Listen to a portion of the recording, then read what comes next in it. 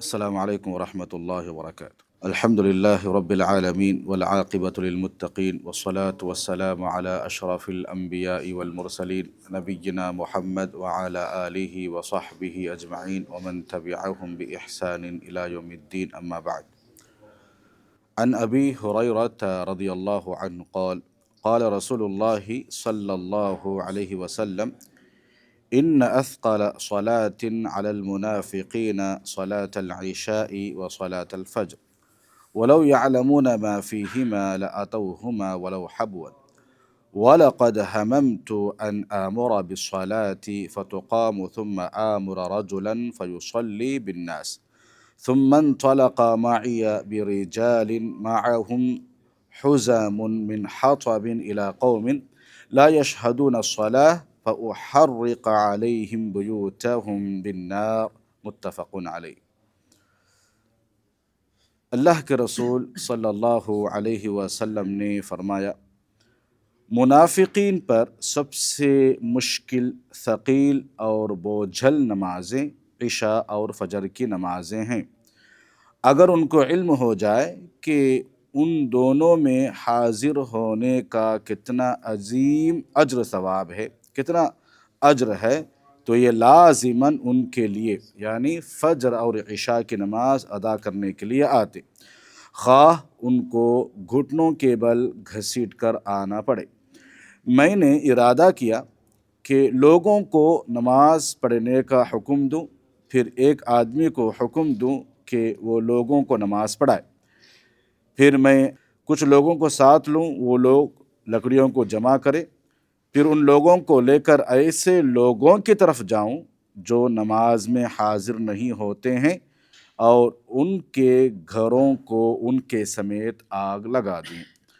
ابو ہریرہ رضی اللہ عنہ سے روایت ہے، اتا رجل اعمی، اللہ کے نبی صلی اللہ علیہ وسلم کے پاس ایک نابینا، اندھا آدمی آیا، فقال، کہنے لگا، یا رسول اللہ انہ لیس لی قائد یقودنی الی المسجد، اے اللہ کے نبی صلی اللہ علیہ وسلم، میرے پاس کوئی ایسا رہبر، رہنما نہیں ہے جو مسجد تک مجھے پہنچائے۔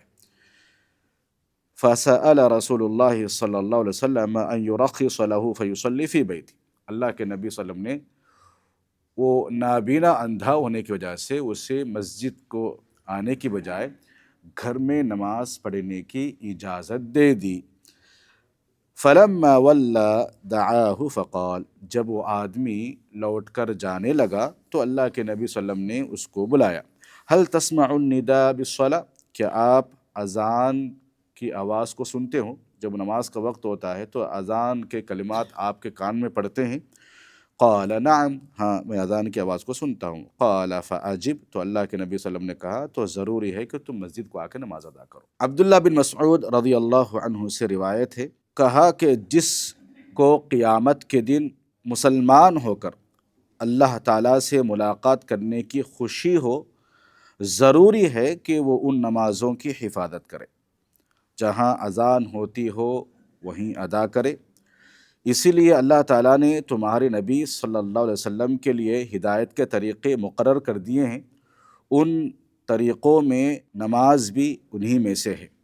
اگر تم گھر میں نماز پڑھنے لگو جیسے فلاں جماعت کا چھوڑنے والا اپنے گھر میں پڑھتا ہے، تو بے شک تم نے اپنے نبی کے طریقے کو چھوڑ دیا، اور اگر تم نے اپنے نبی کا طریقہ چھوڑا تو بے شک تم گمراہ ہو جاؤ گے۔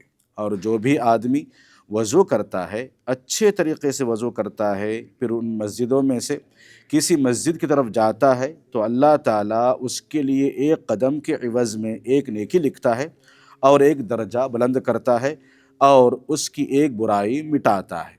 اور میں اپنے لوگوں کو دیکھتا تھا کہ پکا منافق وہی ہوتا تھا جو نماز میں پیچھے رہتا تھا، اور آدمی دو شخصوں کے کاندھوں پر لایا جاتا تھا یہاں تک کہ صف میں کھڑا کر دیا جاتا تھا۔ اللہ کے نبی صلی اللہ علیہ وسلم با جماعت نماز ادا کرنے کا حکم دے رہے ہیں، اور با جماعت نماز ادا کرنا اسلام کے شعائر میں سے ہے۔ عظیم فائدے اس کے اندر بتائے گئے ہیں۔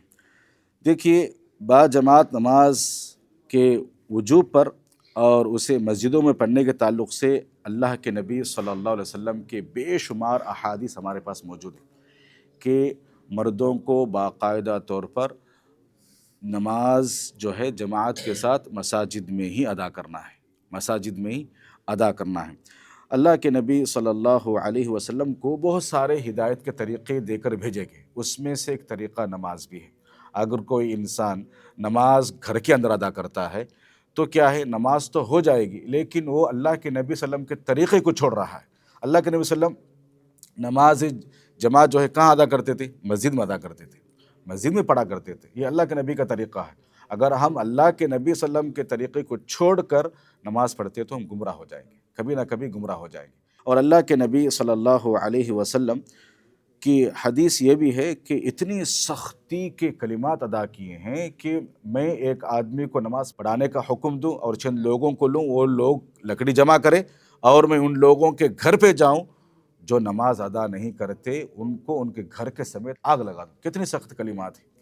تو یہ نماز ایک اہمیت والی عبادت ہے، اور اللہ رب العالمین نے قرآن مجید کے اندر 80 سے زائد مقامات پر نماز کا حکم دیا ہے، نماز کا حکم دیا ہے۔ یہ نماز انسان کو بے حیائی سے، برائی سے روکتی ہے۔ انسان کو اگر برائی سے رکنا ہے، فحاشی سے رکنا ہے اور دیگر کاموں سے، نفسانی خواہشات سے رکنا ہے تو ان نمازوں کو ادا کرنا ضروری ہے، کیونکہ یہ نماز اسلام کا دوسرا رکن ہے۔